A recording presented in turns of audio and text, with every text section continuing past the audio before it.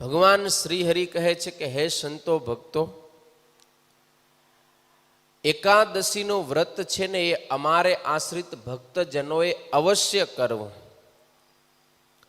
અને એ પણ ભક્તિ ભાવપૂર્વક કરવું, શ્રદ્ધાએ યુક્ત થઈને કરવું.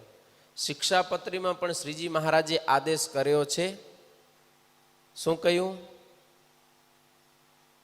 અમારે આશ્રિત જે ભક્તજનો એમણે એકાદશીનું વ્રત તો અવશ્યપણે કરવું જ, આવી શ્રીજી મહારાજે શિક્ષાપત્રીમાં આજ્ઞા કરી છે.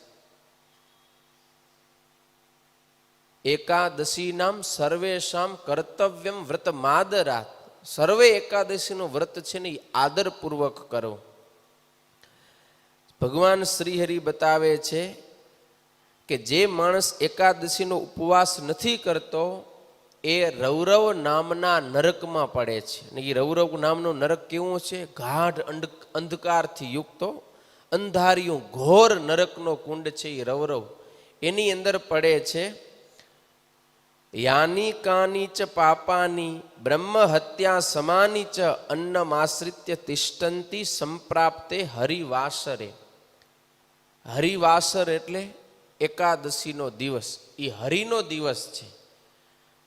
તો એકાદશીના દિવસે શું થાય? આ જગતની અંદર જેટલા કંઈ પાપ થાય, નાનું મોટું પાપ બ્રહ્મ હત્યાની સમાન, અરે પંચ મહાપાપ એનાથી નાનું કે મોટું ગમે એવું પાપ હોય, પણ એકાદશીના દિવસે આ બધું પાપ છે ને એ અન્નમ આશ્રિત્ય તિષ્ઠંતી.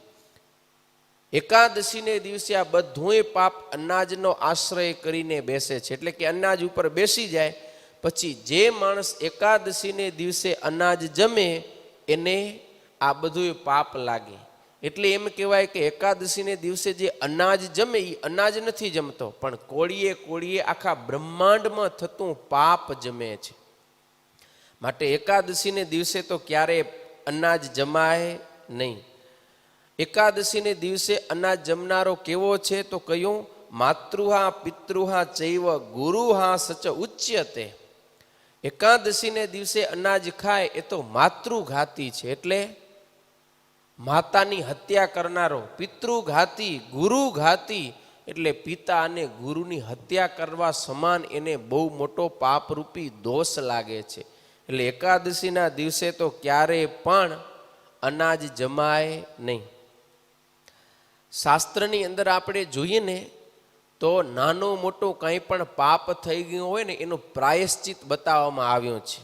પંચ મહાપાપ થયા હોય ને, બ્રહ્મ હત્યા, કોકના સોનાનું ચોરી થઈ હોય, પછી દારૂ માંસનું ભક્ષણ કર્યું હોય, ગુરુ સ્ત્રીનો સંગ કર્યો હોય, આવા જે ભયંકર મોટા પાપ છે એનું પણ પ્રાયશ્ચિત એટલે કે એ પાપ થકી છૂટવાનો ઉપાય શાસ્ત્રની અંદર બતાવ્યો છે.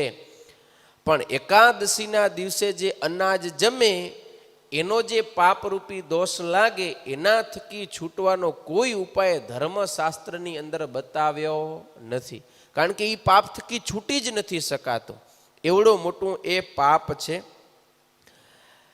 જો આ લોકની અંદર કોઈ દારૂનું પાન કરે ને, દારૂનું પાન કરનારો છે એ કેવળ પોતે જ મરી અને નરકમાં જાય, પણ દારૂ પીનારો બીજા કોઈને નરકમાં લઈ જતો નથી. પોતાનું એક કલ્યાણ બગડે, પોતે દુઃખી થાય. પણ એકાદશીને દિવસે જે અનાજ ખાય છે એના પૂર્વજો તો જો સ્વર્ગમાં ગયા હોય ને તો ત્યાંથી પણ ખેંચી અને નરકમાં પાડનારો થાય. એકાદશીને દિવસે અનાજ જમે એના પૂર્વજોનો ઉદ્ધાર થઈ ગયો છે તો પણ એને ત્યાંથી પાછળ ખેંચી અને નરકમાં નાખે.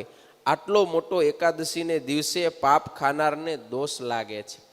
એટલા માટે ભગવાન શ્રી હરિ કહે છે મનુષ્ય માત્ર આ એકાદશીનું વ્રત તો અવશ્ય કરવું.